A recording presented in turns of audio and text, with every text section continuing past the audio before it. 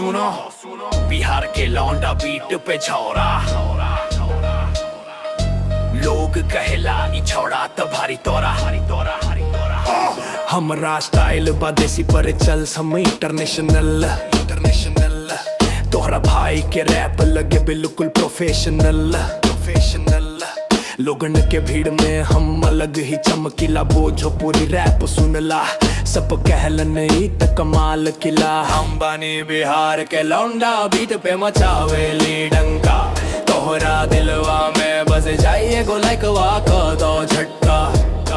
हम बानी बिहार के लौंडा चल साज कर दे ई फाड़ा, रैप वा सुन के बोले दुनिया ई तो असली सुपरस्टार बा।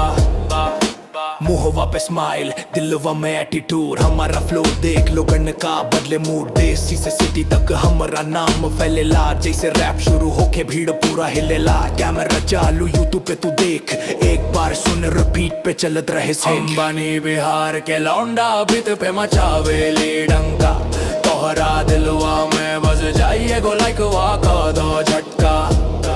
हम बानी बिहार के लौंडा चल साज कर दे फाड़ा, रैप वा सुन के बोले दुनिया ये तो असली सुपरस्टार बा।